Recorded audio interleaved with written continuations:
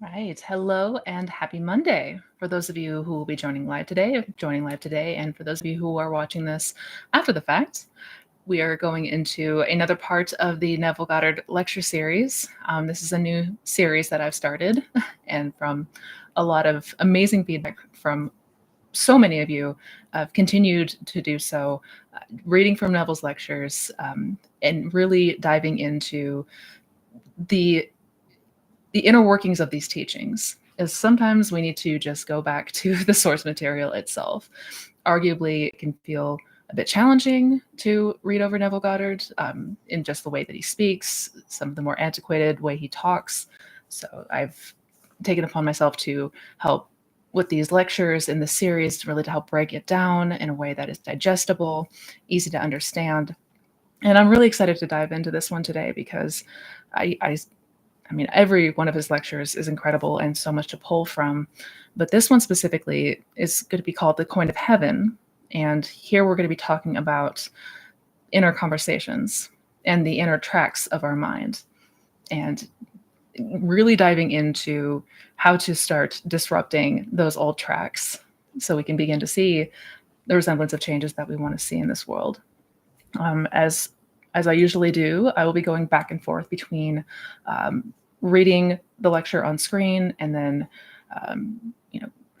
turning off screen share and breaking everything down. Any important points to highlight, anything that is noteworthy. So definitely grab a pen and paper if you are somebody who likes to take notes. And we are going to go ahead and dive on in. Oh, also important to note, if you want to read along with the lecture yourself, I have that information down in the description box. I got the link to it if you want to follow along. Let me see.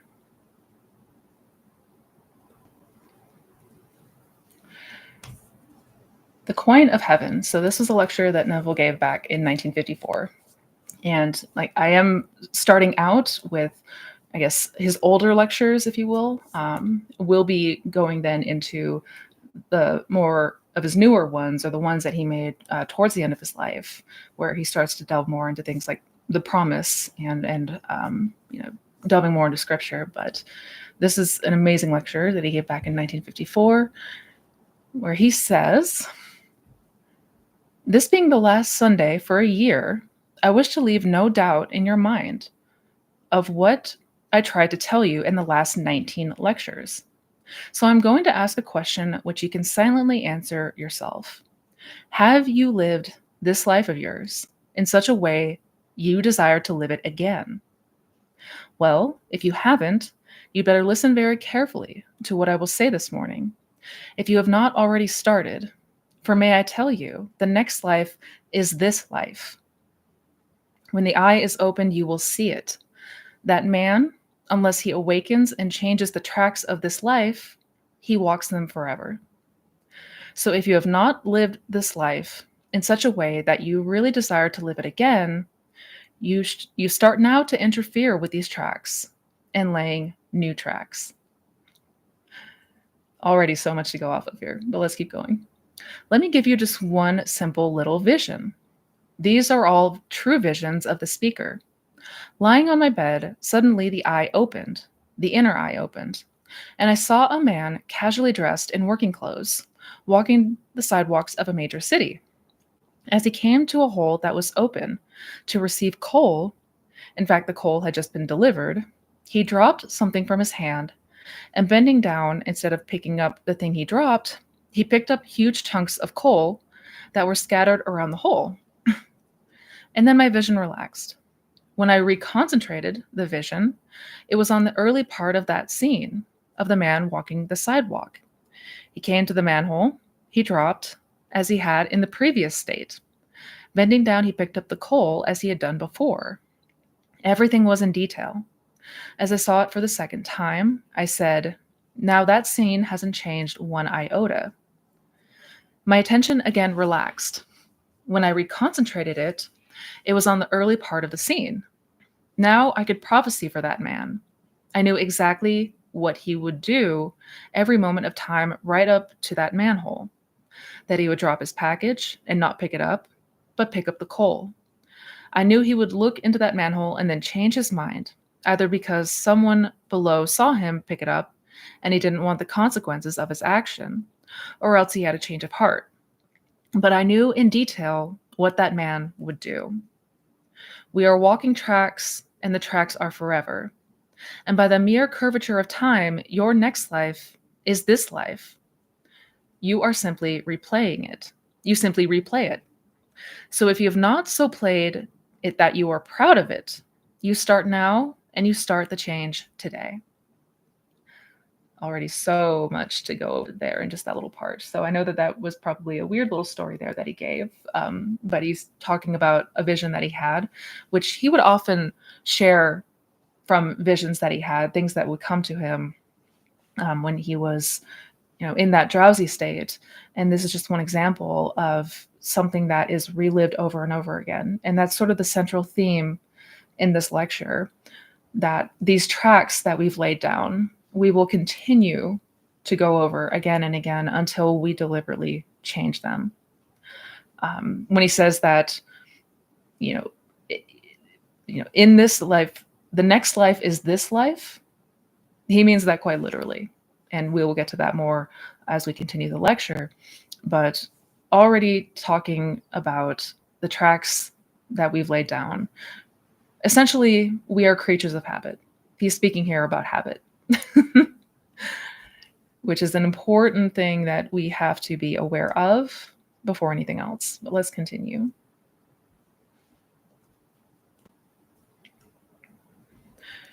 We have given you a system by which you change it. For those who haven't heard why I say you walk tracks, you are standing forever in the presence of an infinite and eternal energy. And from this energy, all things proceed. But they proceed according to pattern. Energy is moving in a certain pattern, and you determine the pattern that it takes. For you actually lay down these tracks within you. That energy flows over by the use of your inner conversations. This energy, I call it now mind, follows the tracks laid down in a man's own inner talking. So if your inner conversations are not what they should be, I ask you today to start carrying on conversations within yourself from premises of fulfilled ideals. The man you want to be, the woman you want to be. If you have failed so far to embody it, now you begin to assume that you are that man, that you are that woman, and inwardly carry on conversations with your friends, those that respect you, or those you want to respect you, and carry on these conversations from the premise that they see in you the man and the woman that you want the world to see, just as though you were. And these words, these inner words, which are really the breeding ground of future action, will lay down new tracks, and then the energy which always flowing will flow over these tracks, and the conditions and the circumstances of life will change. If you do not lay new tracks, I will prophesy for you. You will find yourself repeating it, but you will not know you've done it before. That part is super important. We continue to find ourselves in these patterns, and we are not even aware of it. We are completely oblivious to it until we really start to open up our awareness and our observation to what we are doing. It is guaranteed we will find ourselves walking the same tracks over and over. If I could only take you now into the inner vision with me and show you this room rising, everything rising in detail, like a three-dimensional curtain ascending, but everything is moving up, and yet it remains. It is so altogether automatic that it ascends every moment of time. The whole world is ascending. And as it ascends, the world remains the same. It's almost as though not a thing has happened, and so you can't see it. But if the inner eye opens, you see it ascend. As it leaves off, that which begins is the duplicate, the perfect duplicate of the thing that rose, and it rises in a three-dimensional manner. So that when a man goes over these tracks, he is totally unaware that he has walked them forever. So He's essentially talking here about how we find ourselves in these patterns and these predicaments, but we are not aware of it. We're not aware of when things begin to duplicate for us. So I bring you a message to make you conscious. Man must awake from the dream where he is simply in automation. He moves like a machine, that he begins to awake, and when he awakes, then he is not that man at all, that he seemingly in the past played for eternity. He awakes into a new being, a new man. Now, the new man is a man of new conversations. As told you in Ephesians, put off the former conversations. They belong to the old man that is corrupt, and put on the new man by a transformation of mind. And the new man is identified with completely new words. This paragraph is so important. He speaks only the kind things. He is incapable of any unlovely thought in the world.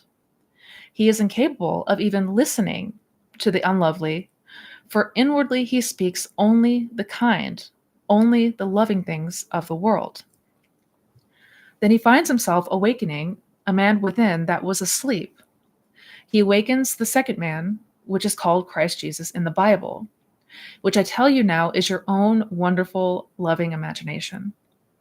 When imagination awakes, it is incapable of being exercised in any way outside of the loving way. So every time you use your imagination lovingly, you are literally awakening this inner man, and you're mediating God to man. If I think of anyone in a loving way, I'm in contact with that being, and God flows toward him. Few things that I absolutely want to note. Beautifully said. Put off the former conversations. They belong to the old man that is corrupt, and put on the new man by a transformation of mind. So many passages from the Bible, it all speaks to the inner shift and change that happens within all of us. We are incapable of thinking these unlovely things from this new premise. When you have laid down new tracks, when you have changed these premises from which you have automatically gone by, your assumptions, your beliefs, you are incapable of seeing things through that old lens. You are incapable of thinking all the unlovely things that felt natural to you from that old state. And this is what we refer to like as awakening, or in the Bible, what Jesus is a representation of. It's the awakened man. It's the awakened imagination. Let's continue.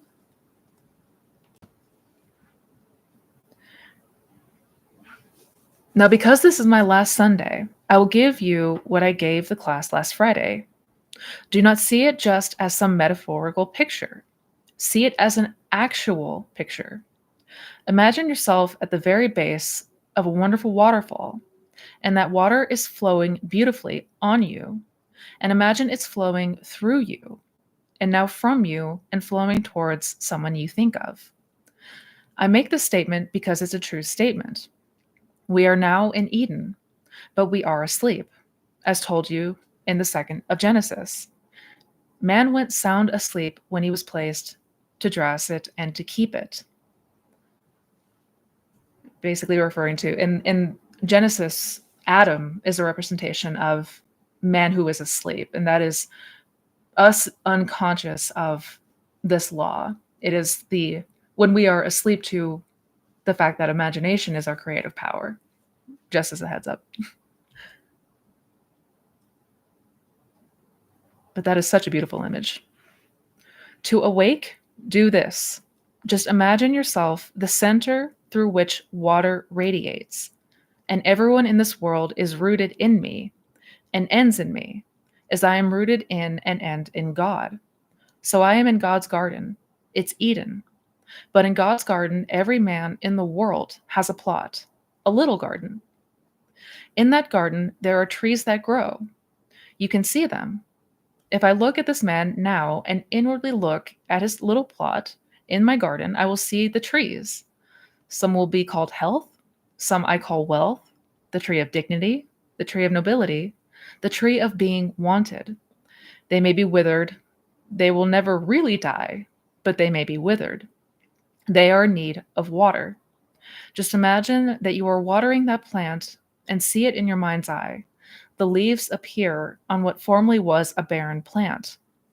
See the fruit appear, and wherever he is in the world, as you water his garden, which really is your own garden, as you water it, he will embody the very qualities that the tree is now beginning to bear and radiate.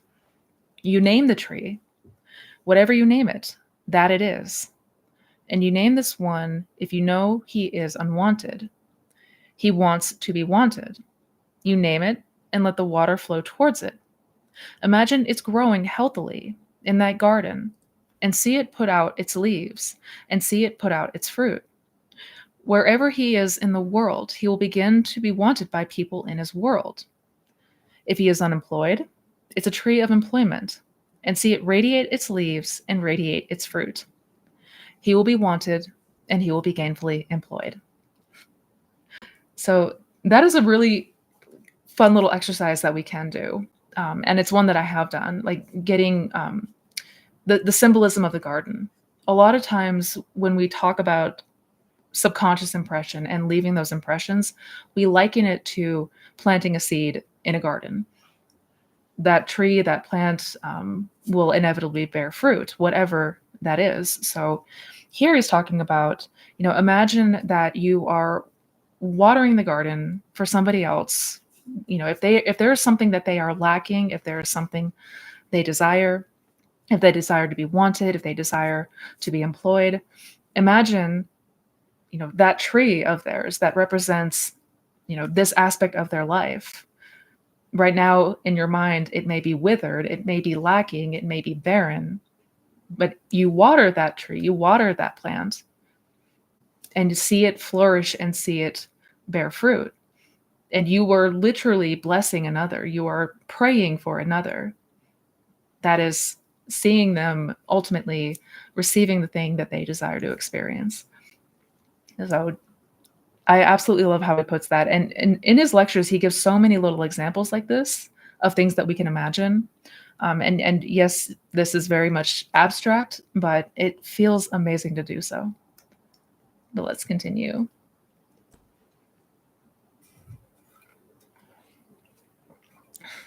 I tell you, this is not just an idle statement. Everyone here can do it, and everyone should do it. And whenever you water the tree in anyone's garden, at the same time you are watering your own garden in the eternal one of God. For I am the vine, and ye are the branches. Every man can say the same thing. So as you rise here, there are 2,600 of you. You individually are the central vine of God's garden, and everyone in your world is a branch in that vine. So when I, as a central vine, water a branch in my garden, at the same moment I am being watered and my garden is being watered in your wonderful garden.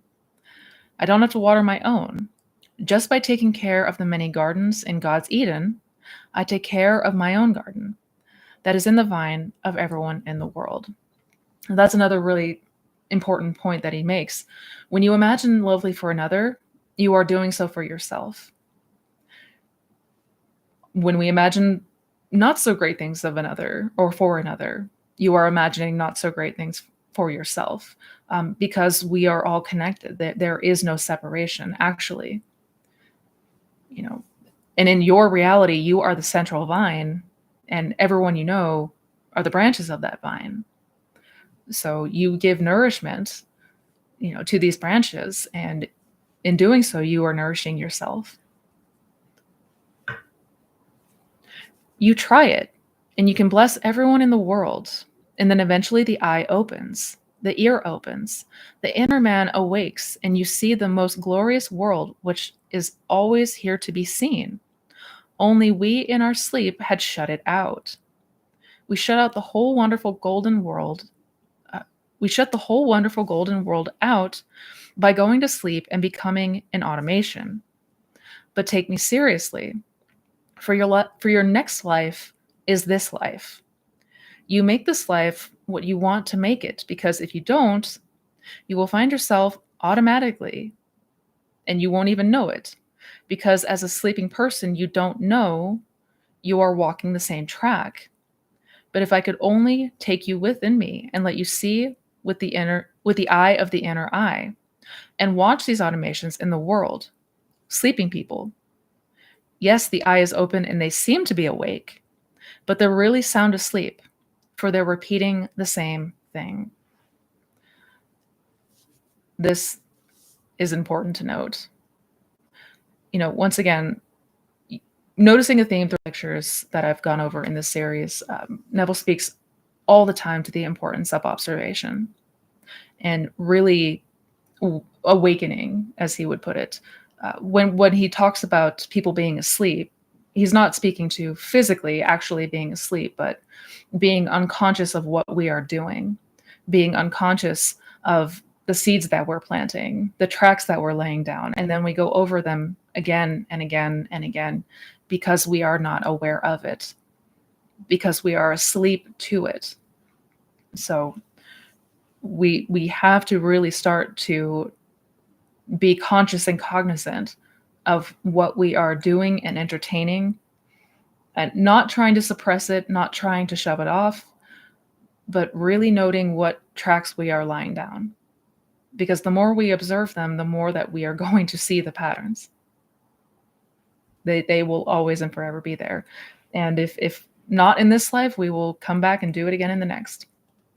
Let's continue. Now become conscious. As you become conscious, you enter the most glorious circle of awakened humanity. I call it the conscious circle of humanity, or as my old teacher used to call it, the brothers. It simply means the awakened man, and when he awakes, they're all glorious beings, for they are all the image of the divine one. So try it today with the art of revision. At the end of this day, review today. If some unlovely thing in the day, don't allow it. You rewrite it. Take that same scene and rewrite it. And having rewritten it, replay it. In your imagination, you imagine the action to be unfolding, and you replay everything in the world. As you replay it, as you ought to have played it the first time you changed it. And the moment is never receding, as people think. The moment is advancing.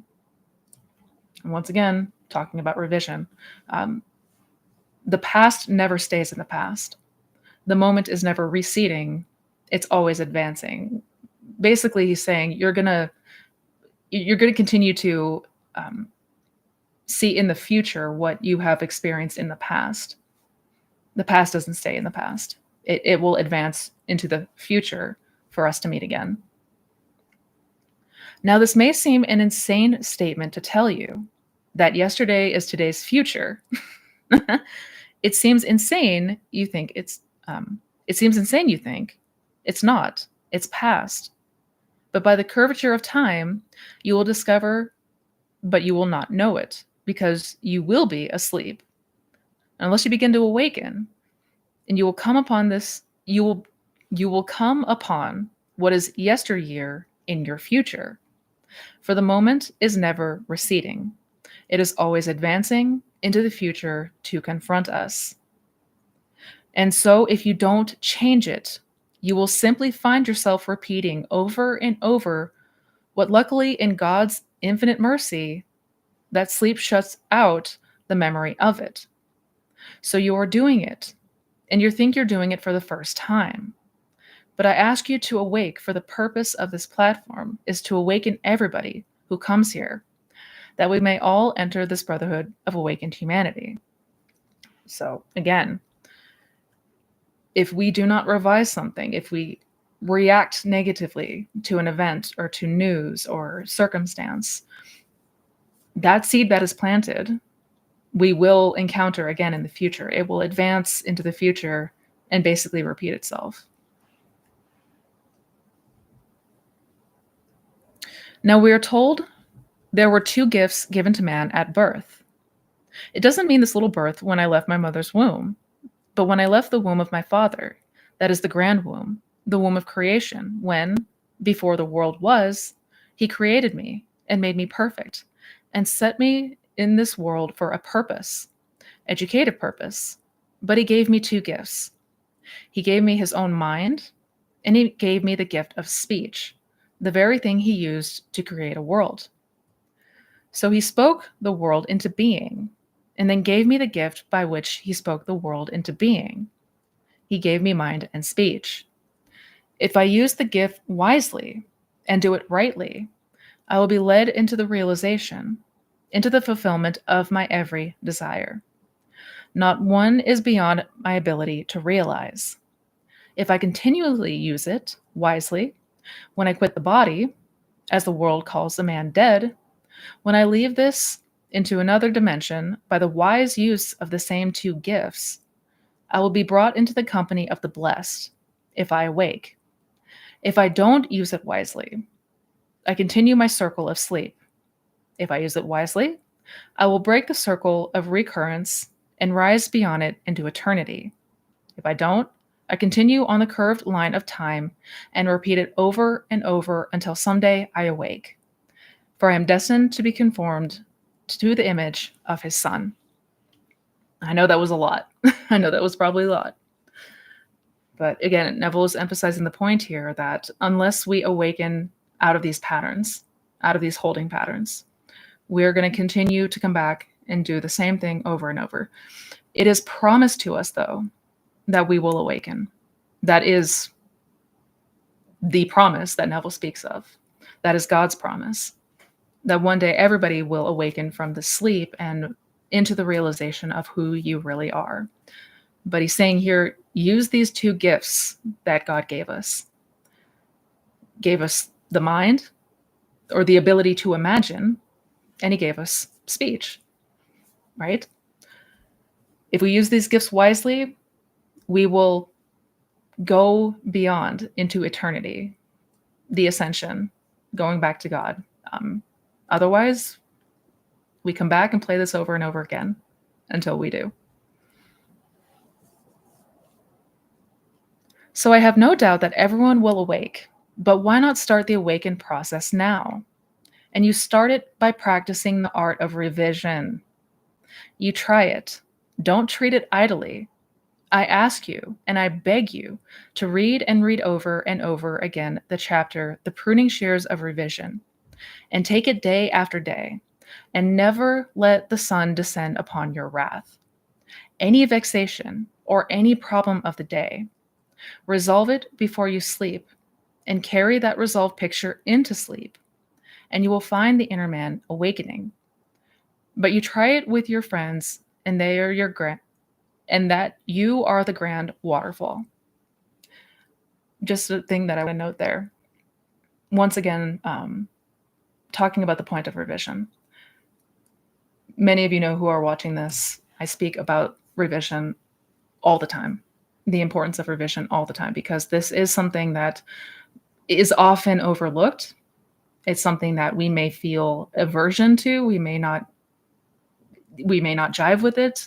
It certainly sounds like a very bizarre concept, this idea of changing the past. But Neville would emphasize all the time the importance of revision. Like, I ask you and I beg you to read and read over and over The Pruning Shears of Revision, which is going to be the next lecture that I read and break down in this series. I'm going to break down The Pruning Shears of Revision because it is such an important aspect that is, again, often overlooked or downplayed.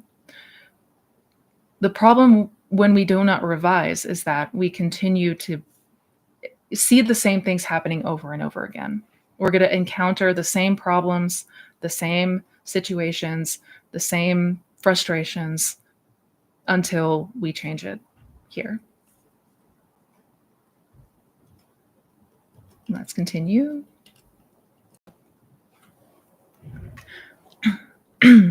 Excuse me. The Bible speaks of water. The mystic knows it does not mean water. It means truth.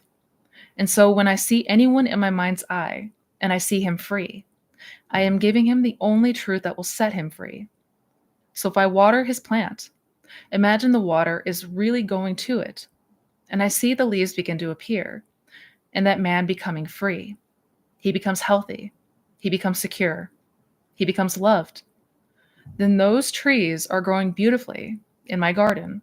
And so as I do that, not only will he benefit from my watering his plant, but I will benefit. I will begin to awaken. So I ask everyone here to really try it. Now I know today the title was The Coin of Heaven, but this being the last day, I thought I would simply give you a quick summary of what I've tried to tell you.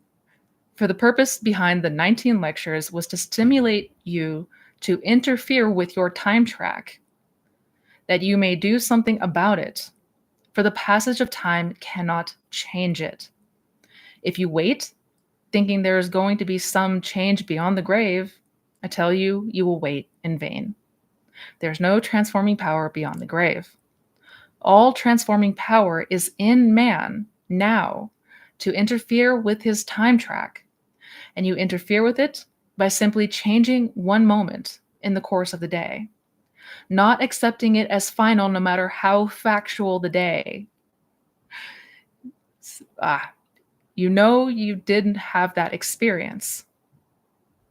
Don't allow the day to descend upon it and say, well, I did have it.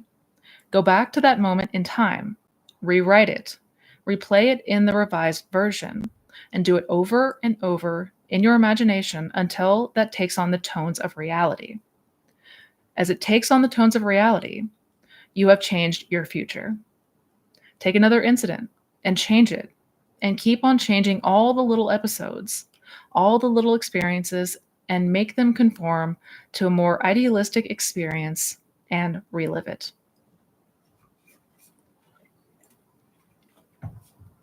The passage of time is not going to change things. We have to change things. We actually have to use our imagination in the ways that we are meant to use it, that it is truly our creative power. It is your power to interfere with those time tracks or the habits and the patterns of the past. This is how we disrupt. This is how we ultimately move ourselves out of that old state, that old habitual state that was bringing us all the things that we didn't want. But we have to change it.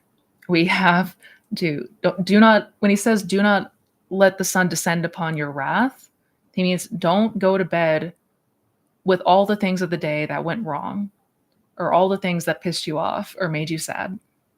Like, change them in your mind. Every little episode, every little experience, make them conform to a more idealistic experience and then relive it.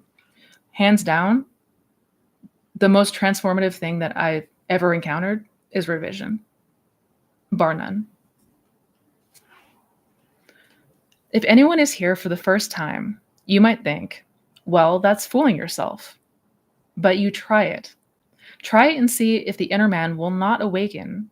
And when he awakens, you will see a world that is automatic. You see a world that's a machine, and the whole vast world playing their parts that they've played forever, and will continue to play on that curvature of time forever until he snaps out of it and rises from the dead. As you are told, awake, you that sleep, and rise from the dead. The state called sleep now is likened unto death where the son has died. So we are told the second son, the prodigal, that when he returned from that cycle and he was met, the father said, he that was lost is found, and he that was dead is alive again. So the state of lostness is likened unto death, and the only purpose now is to rise, not to amass a fortune, although you are entitled to it, not to become famous, although you are entitled to it, but to simply to awake from that state of sleep.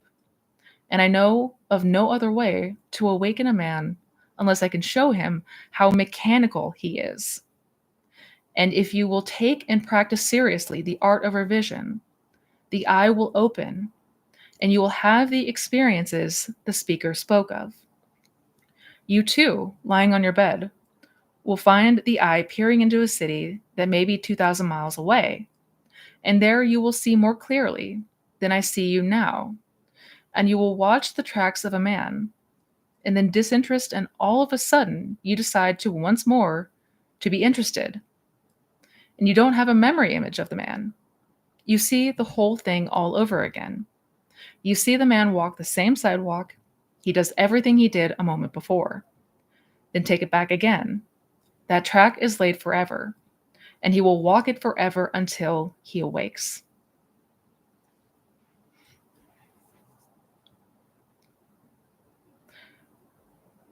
Be ye doers of the word is simply what he's saying. And when he refers to, death, he's referring to being asleep. Again, this is all symbolism. It's not to be taken in the literal sense.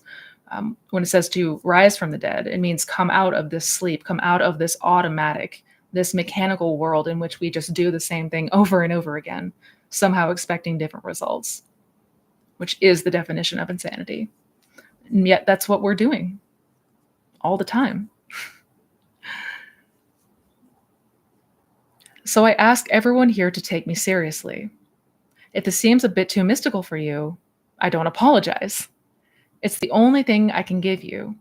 For as I begin to awake, I've got to give you the food on which then my Father feeds me. He feeds me on new ideas. He changes my values. He changes all my meanings in the world. I don't have the same meaning I had last year. I don't have the same values I had last year. For the motives I had last year might have been along a different line. But then all of a sudden, things change, and you can't place value where formerly you had placed it. You can't place it on wealth.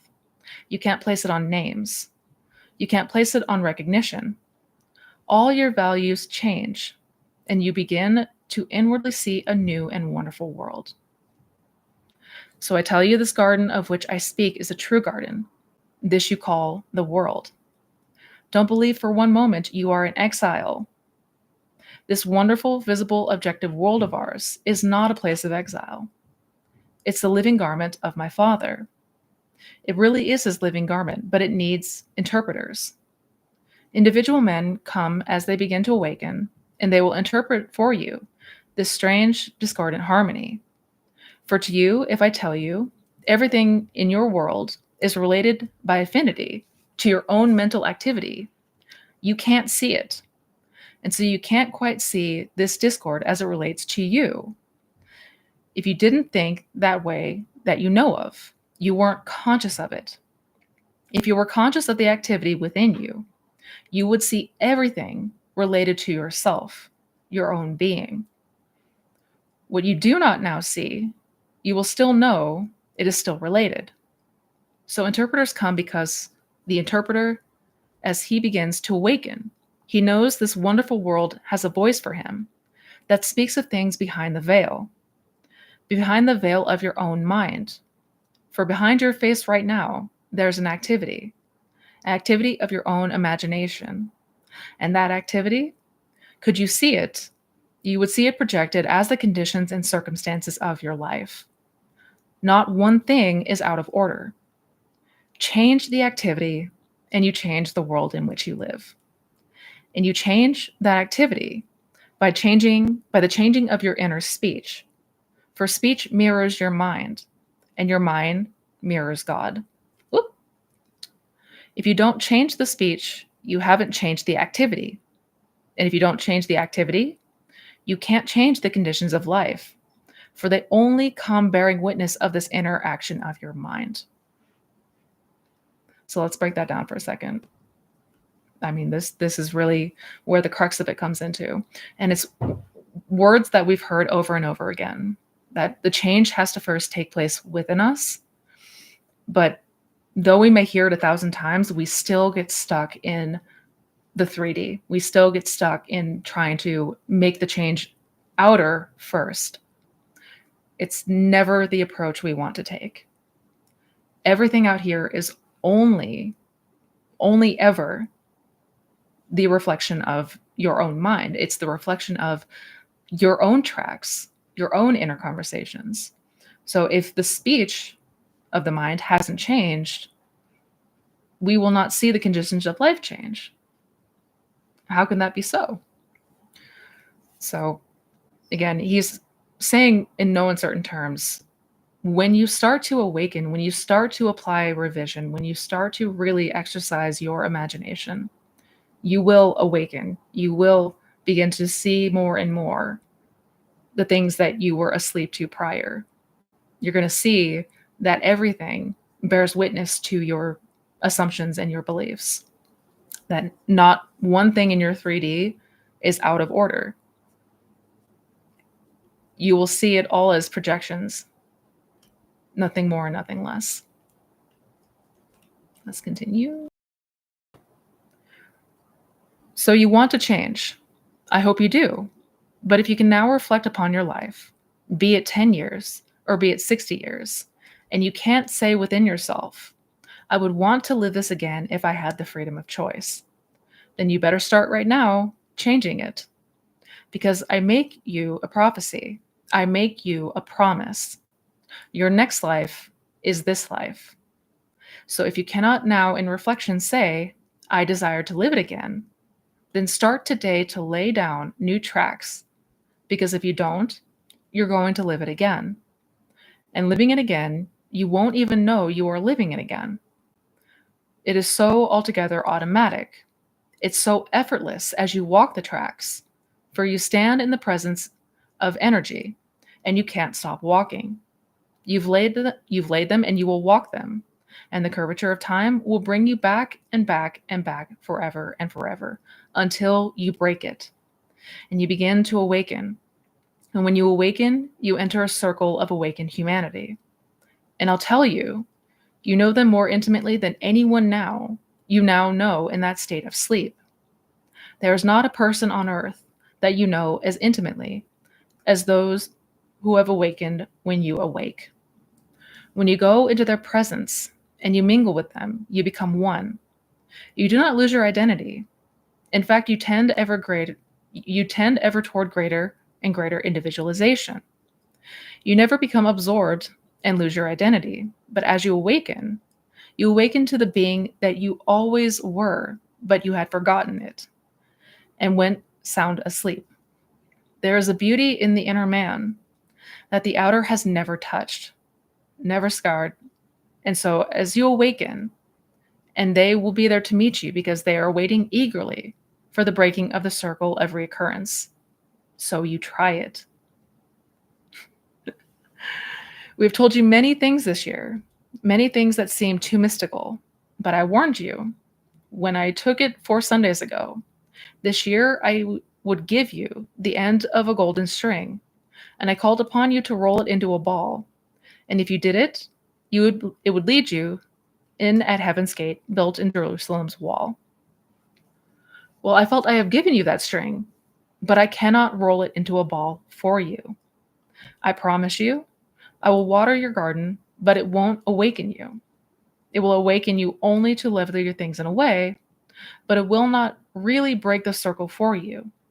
So I offer you now this day, again, the end of the golden string, but I call upon you to wind it and roll it into a ball by the daily application of the principle of revision, by daily watching your inner actions and see if they correspond to the actions you desire to perform in the outer world.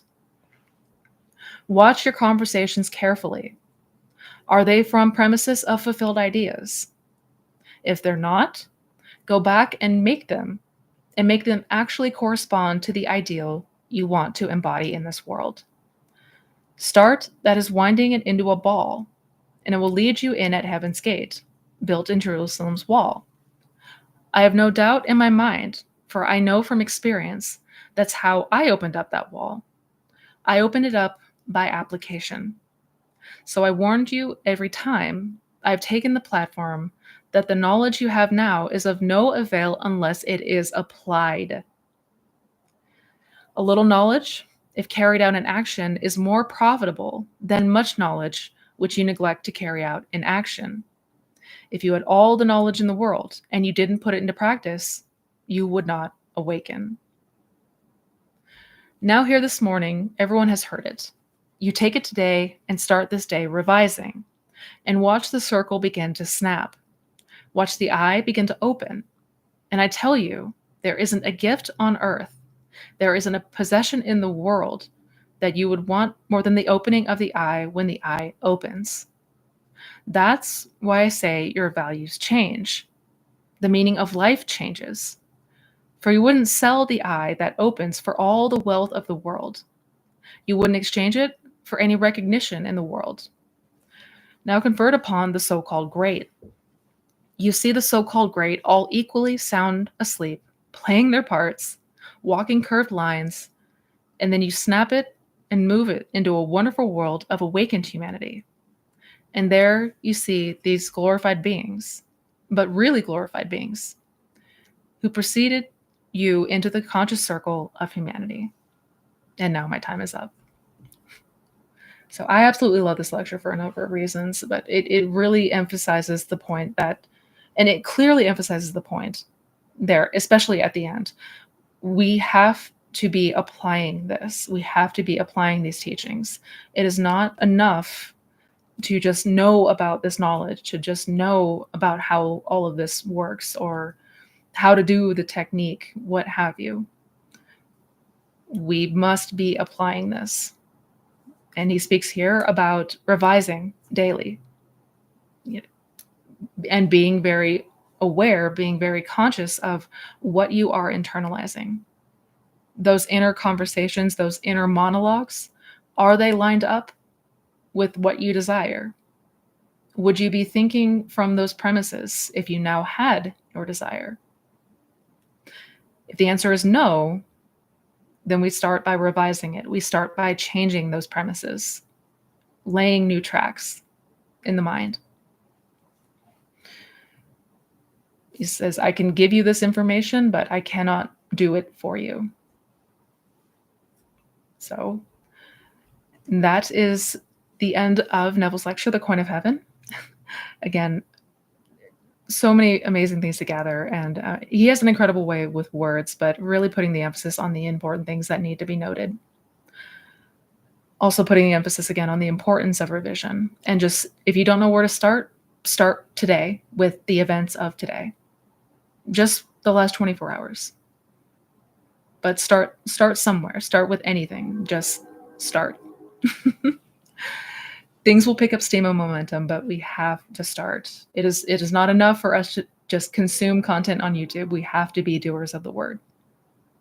On that note, I hope you guys enjoyed Neville's lecture today, The Coin of Heaven.